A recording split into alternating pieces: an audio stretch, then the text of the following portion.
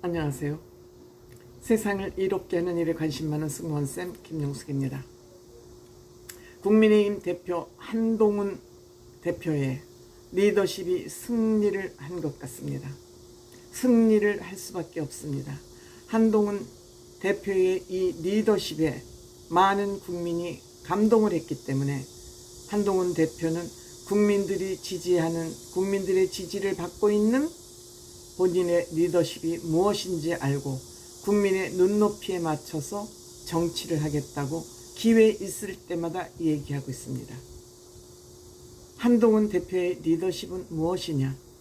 대통령 부인 김건희 여사가 5번의 문자를 받아도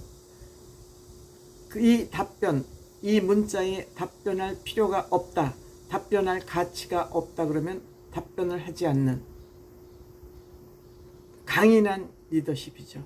옳고 그름을 판단해서 옳지 않은 일에는 반응하지 않는, 옳지 않은 일은 하지 않는, 바로 이것이 한동훈 대표의 리더십 아닌가 생각합니다. 이준석 의원이 한동훈 대표가 대표에 취임하면 한 3, 4일, 많게는 일주일 만에 한동훈 대표를 흔들 것이라고 예언한 바 있습니다. 즉 윤석열 대통령을 포위하고 있는 윤핵관과 즉 김건희 여사에 의해서 이 국민의힘 당대표를 흔들 것이다. 즉 윤핵관과 대통령실이 흔들지 않는 것은 김건희 여사가 국민의힘의 대표가 되지 않는 한 국민의힘 당대표를 흔들 것이라고 그렇게 예언한 바 있습니다. 그것이 현실이 됐고 사실로 나타나고 있었습니다. 다름 아닌 황우여 비상대책위원회 시절, 즉 당대표가 뽑히기 전까지 또 당대표가 허물어졌기 때문에 비상대책위원회를 세워서 위원장으로 황우여 전 대표를 위원장에 앉혔습니다.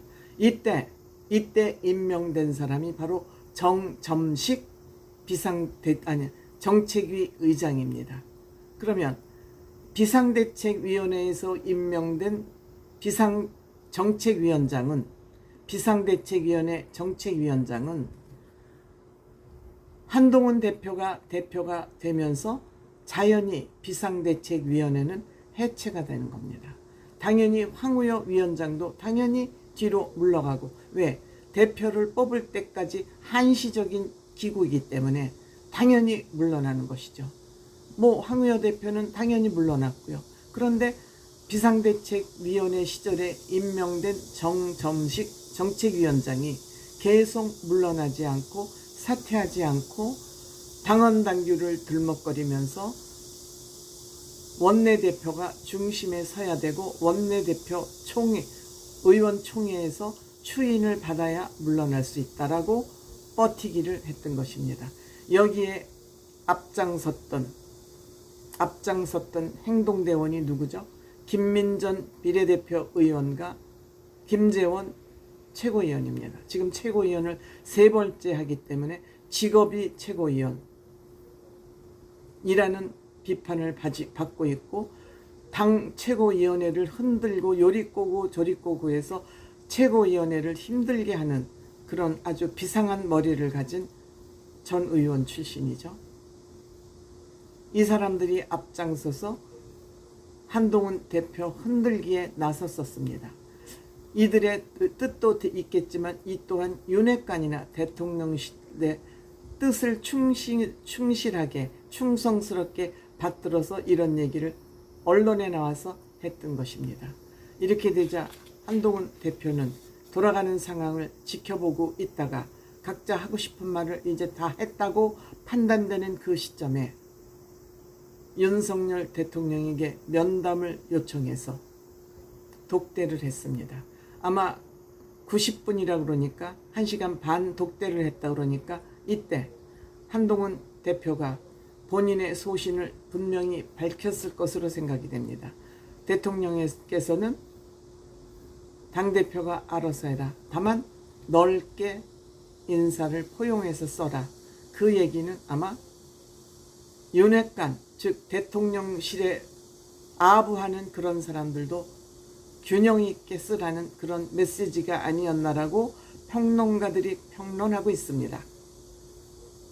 하지만 한동훈 대표는 본인의 뜻을 꺾지 않은 것 같습니다.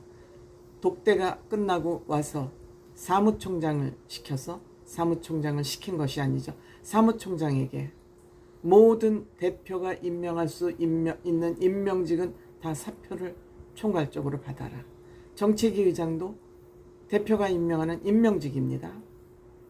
그런데 다른 사람들은 다 사표를 냈는데 정점식 정책위원장은 사표를 내지 않고 최고위원회에 참석했습니다.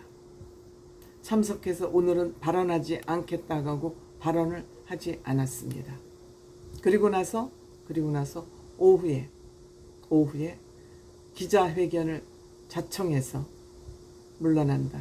물러나면서도 앙금이 있는 얘기를 하고 물러났습니다. 원래 정책위 위장은 대표가 임명하는 게 아니라 의원총회에서 추인을 받아야 된다. 이렇게 또 끝장 있는, 뒤끝이 있는 그런 발언을 하면서 스스로 사퇴를 했습니다. 즉 한동훈 대표는 스스로 물러나지 않으면 안 될 만큼 주변 정리를 한 다음에 스스로 물러나기를 요청했고 직접 만나서 새로운 사람들과 일하고 싶다는 것을 직접 전달했습니다. 누구 시키지 않았습니다. 본인이 가장 까다로운 문제를 직접 풀어낸 것입니다. 이것이 한동훈 대표의 리더십이죠. 그리고 한덕수 국무총리까지 만나서 감사의 뜻과 또 서로 잘 협조하겠다는 그러한 분위기를 형성하면서 이제는 완전히 한동훈 대표 리더십이 이제 반석 위에 올려졌다. 이제는 한동훈 대표는 정치 경력이 없다 하지만 무리하지 않게 순리대로 한동훈 대표의 리더십은 이런 것이다 하고 지금 리더십을 세웠습니다. 다만 지금 제일 중요한 것은 나머지 인선 부분입니다. 비서실장 임명했고요. 또 사무총장은 국민의힘의 살림살이를 전부 맡아서 예산 또 직원들 지휘까지 모든 국민의힘 살림살이를 하는 사무총장도 서범수 의원을 임명을 했습니다. 이제 중요한 것은 정책위 위장 오늘 물러난 점점식 그 후임으로 누가 정책위원이 되느냐. 저는 윤상현 의원이 좋겠다고 말씀드린 바 있습니다. 그 다음에 대변인이 또 있습니다. 대변인이 두 사람이 있죠. 원내대변인, 국회의원을 총괄하는 원내대변인과 당 전체 대변인이 있습니다. 당 대변인을 누가 맡느냐가 또 있고 여의도 연구소는 국민의힘의 모든 정책을 개발해내는 곳이죠. 굉장히 중요한 부서이기도 합니다. 또 하나 중요한 거 지명직 최고위원을 누구를 시킬 것이냐. 이 앞으로 핵심 인선이 이렇게 남아 있습니다. 즉 당 사역이라고 그러죠. 당대표, 정책위 의장, 대변인, 사무총장 외에 지명직 최고위원, 여의도 연구소장, 비서실장하고 사무총장은 이미 임명이 돼 있고요.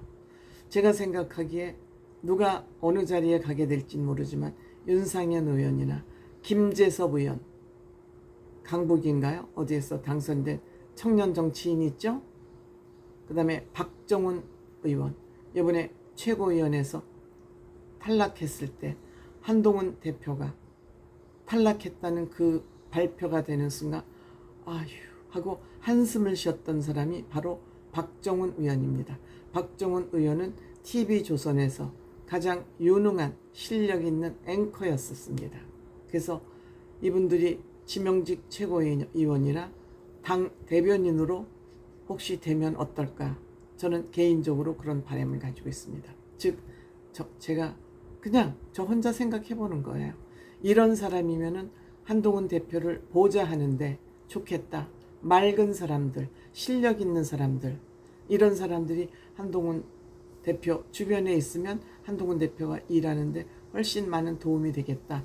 그런 생각을 저 혼자 해보고 있습니다.